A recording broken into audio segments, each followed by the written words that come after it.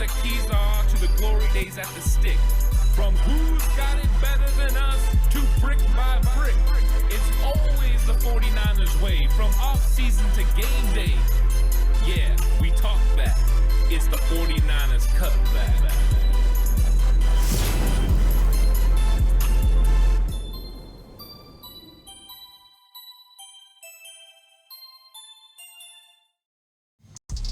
It's 49ers Cutback Podcast time. Welcome to the show, everyone.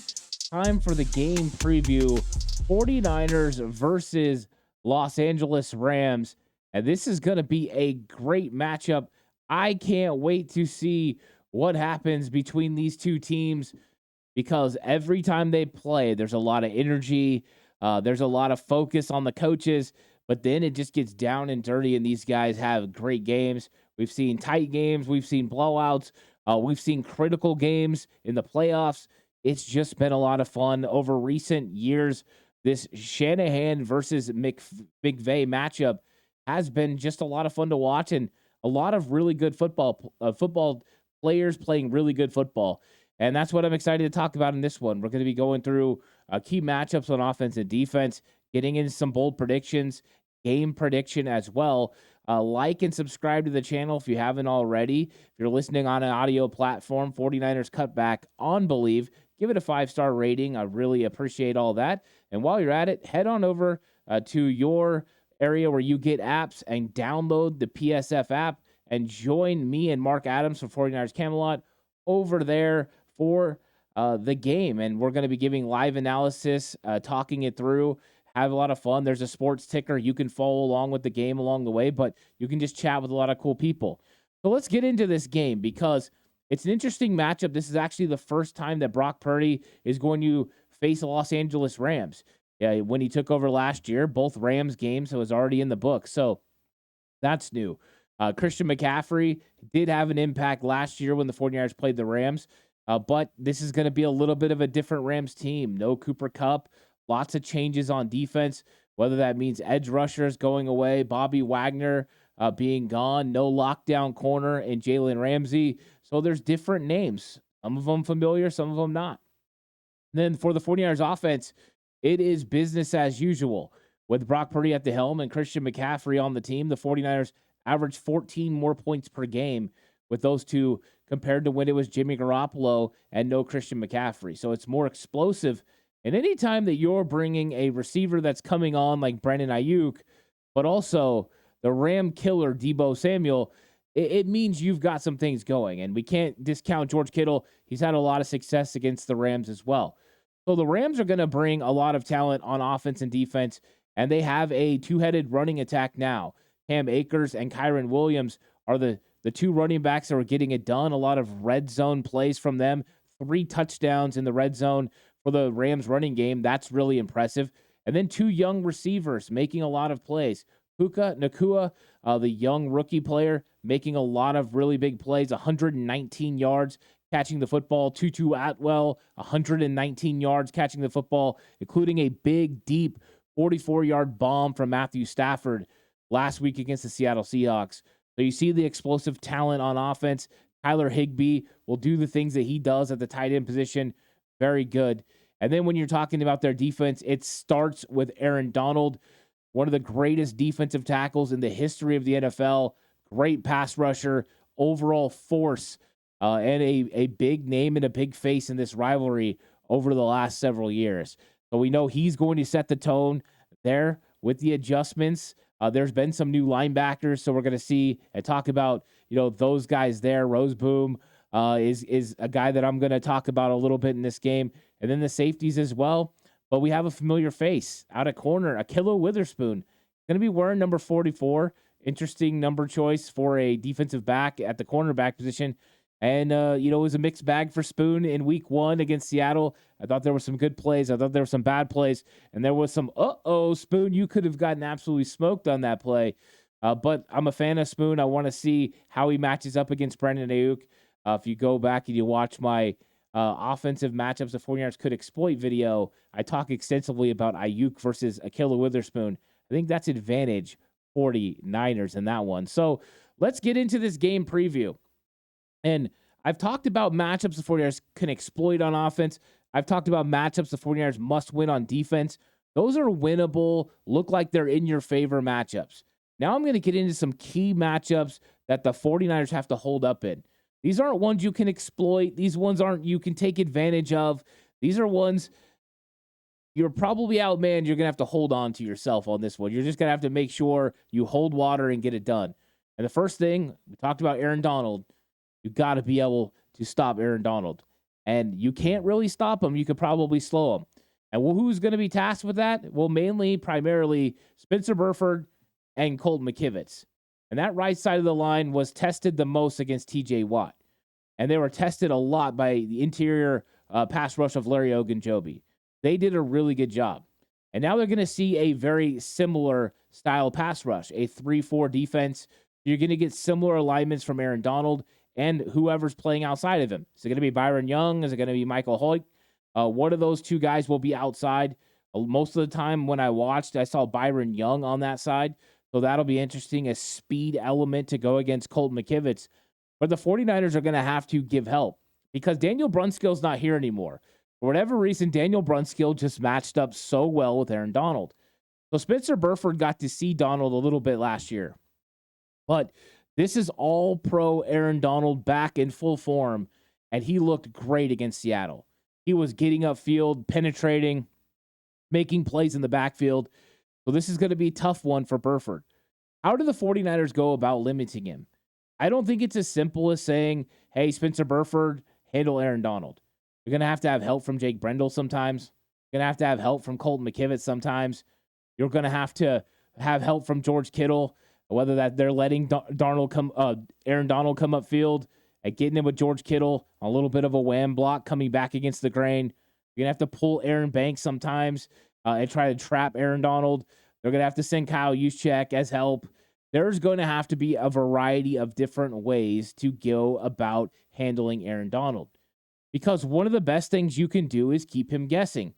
If you can keep him guessing on who is coming at him and how they were coming at him, maybe you can cause him to hesitate just for a second. And that's the key of getting off your play. One of the other things you can do is establish a run game early. Running away from Aaron Donald is always a good method, but sometimes running at him can be good too. That's when you can double team him and try to get a push. And if you can get a little bit of movement on Donald, who's not the biggest defensive tackle, then you've got an opportunity for plays. Because when I've watched their linebackers, I've seen a talented linebacker group, guys who are fast, guys who can move well, that are pretty exciting to watch. But what you don't see is the pulling of the trigger, getting downhill, flying up, and stopping the run game. And that's what I'm concerned about for Christian Roseboom and Ernest Jones. Can they get downhill consistently and make those tackles? And if the 49ers have to, how many bodies can they account for Aaron Donald? That's what's going to be interesting, because Aaron Donald can absolutely wreck this game for the 49ers. He has that potential. But the 49ers also have played against Aaron Donald in a lot of different occasions. They know how good he is. They know what his strengths and weaknesses are. And they also know that being able to use other players to kind of spread things out, get the ball out quickly, could be exactly what the doctor ordered. So what is the clear answer on 49ers key matchup versus Aaron Donald? Keep him guessing, blocking, and get the ball out quickly whenever possible. I think that's always a good thing for the 49ers, right? Get the ball out into your playmaker's hands, turn Aaron Donald into a chaser, make him run down the line of scrimmage towards running backs, come back at him with blockers, wham block him. And wham blocking is when you are blocking an interior defensive lineman with a trap action, usually from a fullback.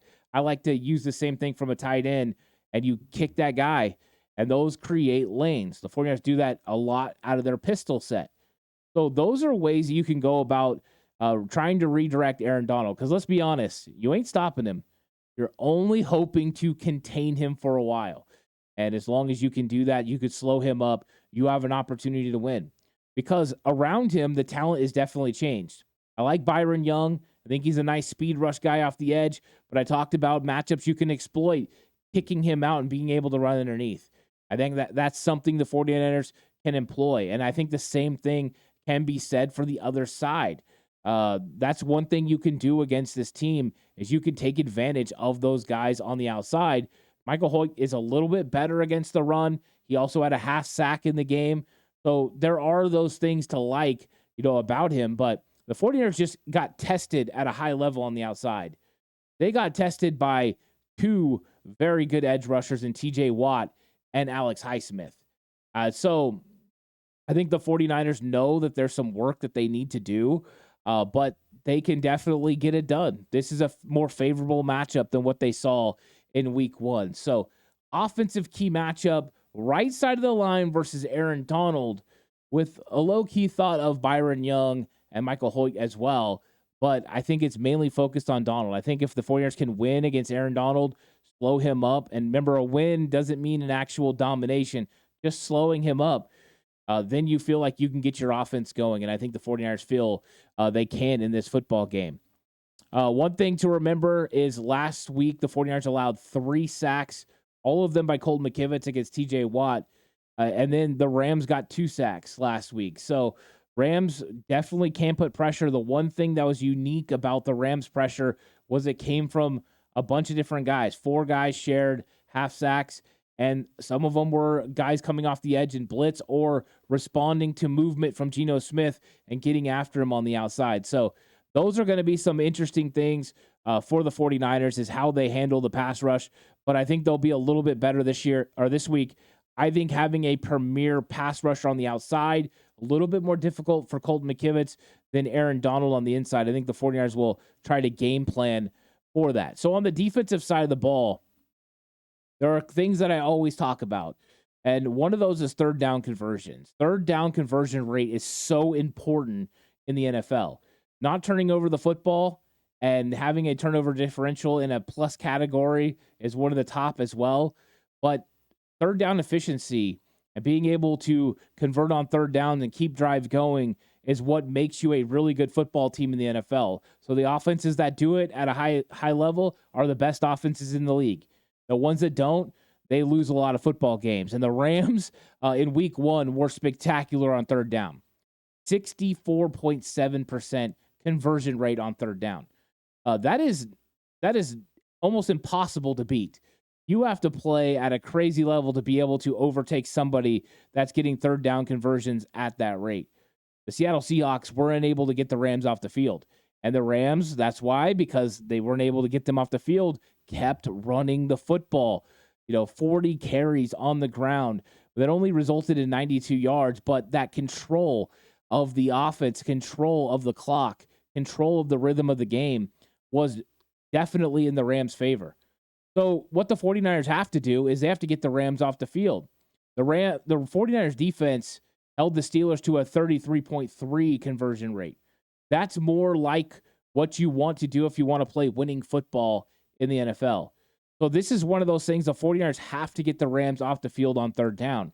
If Matthew Stafford, this run game, is able to convert on third down and extend drives, you're going to start to see a wearing down of that 49ers defense, which means the pass rush won't be as dynamic. They won't be able to hold up as good against the run. And then you can kind of start seeing the Rams making some plays there. They wore Seattle down. And when it got to the second half, and primarily when it got to the fourth quarter, they started making plays on offense. So the 49ers get off the field and make it so you are the one that controls the ball. Because on the other side, the 49ers offense was 46.2% conversion rate. Really good, higher than their last year mark. So they're already playing at a good level on third down. But the Rams defense held the Seattle Seahawks to 22.2% on third down conversion. So you can see it's a strength on strength type matchup for third down conversion rate. But this is a key for the 49ers to win this game. You have to make sure that you get Matthew Stafford off the field on third down. Stop giving him opportunities. If Stafford has more than a couple of opportunities to convert, he's going to do it. And that's the thing. You give up a first down on third, then you give up another first down on third. Pretty soon he's got a whole shot play to the end zone, and you're looking up, and they've got 7 points. So don't let him get in a rhythm. The same way you didn't let Kenny Pickett get in a rhythm, you can't let Stafford, because Stafford is a very talented quarterback. He makes tight window throws. He can make every single throw on the field, and he can throw on the run. He's a very dynamic player. So the 49ers have their work cut out for him. Getting the ball, getting them off the field and getting the ball back is going to be pivotal in this game.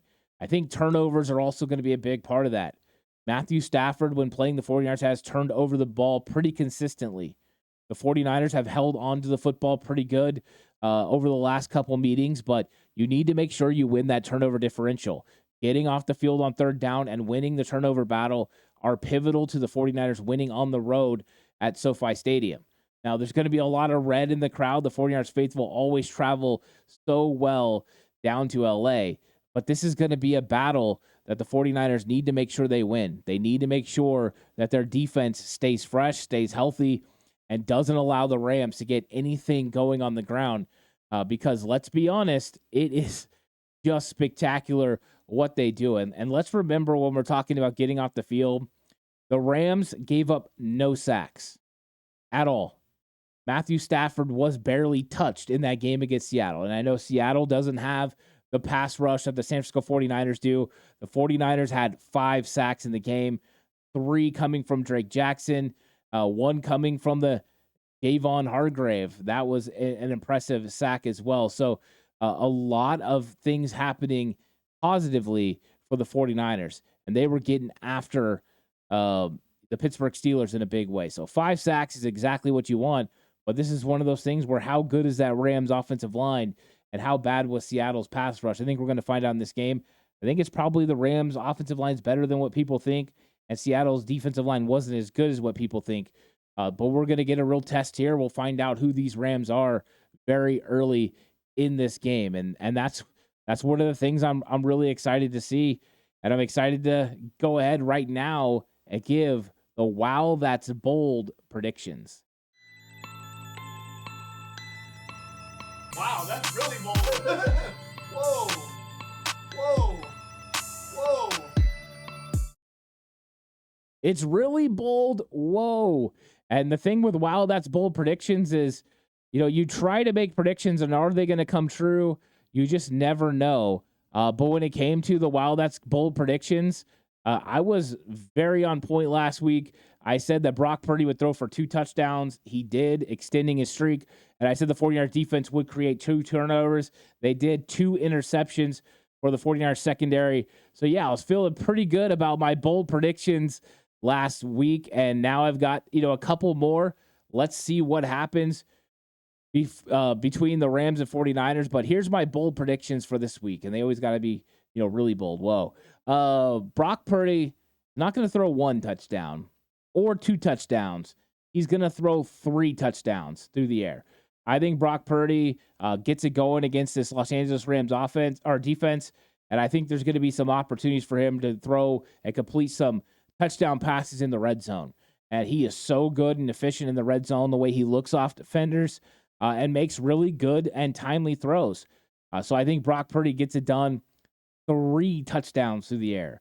Yeah, so I'm stepping it up. Not only does he get his normal 2 that he has gotten in every start, in the regular season that he's ever had, but I think he gets a 3rd one, and I think he's going to mix it up. I think we're going to see Kittle get a touchdown this week. I think Debo's going to get a touchdown this week, and I'm not going to say, but it's either Ayuk or Christian McCaffrey for the 3rd one. I don't think any one of the receivers get more than 1, but Brock Purdy mixes it up, and they make some big-time touchdowns. I'd like to see Ayuk get 1 through the air, so he has, a 3rd one, and maybe Christian McCaffrey gets some on the ground. That would be fun.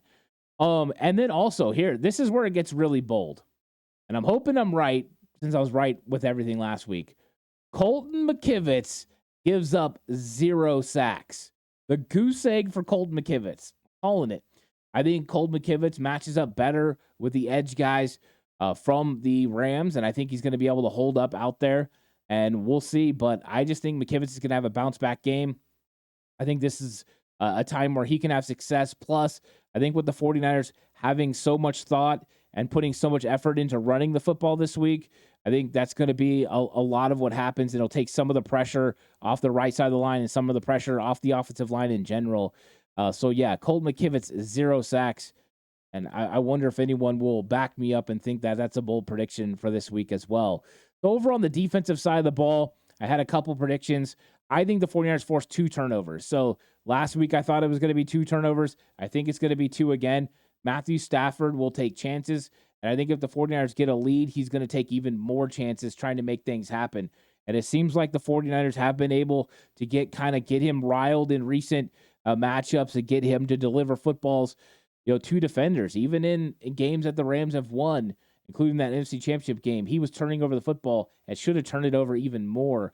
We had some drop interceptions. So the way the 49ers secondary, Hufanga, Tayshaun Gibson, Charvarius Ward have been getting interceptions, I look for it to happen again. I wouldn't be surprised to see Deommodore Lenoir join the party and get an interception in this game. So 2 turnovers for the 49ers defense. And then I think they're going to flip, that ratio. It was almost 65% conversion on third down. I think the 49ers are going to hold the Rams under 35% on third down. I think there's going to be more third and long situations than Matthew Stafford was used to against Seattle, because I think the 49ers are going to stop the run at a better rate than Seattle Seahawks. And I think they're going to put pressure on Matthew Stafford with that pass rush. And I think it's going to be more difficult. There's going to be less separation in the secondary than there was in week 1 for Puka Nacua and Tutu Atwell. And I just don't think the Rams offense is going to have as much success in the second half as they did in Seattle. 49ers had a shutout in the second half. Realistically, besides one drive, absolutely completely shut the Steelers down. Do I think the Rams are going to score in this game? Of course I do. Do I think they're going to move the ball? Of course I do. I just think when it comes down to it, the 49ers make the 2 turnovers, hold them under 35%, and then get a really good offense going that has Brock Purdy throwing 3 touchdowns, and the 49ers, end up doing what they want and accomplishing it. So to me, I think this is a fun matchup for the 49ers. And you're going to see it. We're going to see who wins these cool matchups between these different opponents. But these are my wow, that's bold predictions. Now it's time for the game prediction. Who's going to win this matchup of the San Francisco 49ers versus the Los Angeles Rams at SoFi Stadium? I think that when it comes down to everything that I've went through in film, talking about the matchups, talking about the matchups to exploit on offense, the matchups you must win on defense, and then these key matchups in the game, just my belief in this 49ers team, I think the 49ers are going to be successful and have a win in this game. I think the San Francisco 49ers score 30 again with Brock Purdy at the helm. So I got the 49ers winning this game 31-17. And I think it's going to be a good game. I wouldn't be surprised if it's 24-17 in the fourth quarter and the 49ers put up another touchdown to go ahead and go up 31-17. But then that's what happens. The 49ers win this game and improve on the season 2-0. And then next up, short week, New York Football Giants, and of course, all the content. But join me on Sunday over on the PSF app. We need live streaming with Mark Adams, and we're going to give live commentary throughout. There's a tracker. You can go on there and show all the stats, all the scores, everything of the game as it's happening. It's going to be a lot of fun. Join me over there. Like and subscribe to the channel. If you're listening on a audio platform, 5-star rating. Really appreciate everyone that's been doing that. You guys truly are the best. I'm going to have plenty more content coming your way, including a reaction show after the game. But until then, stay safe. And remember, the right way is always the 49ers way.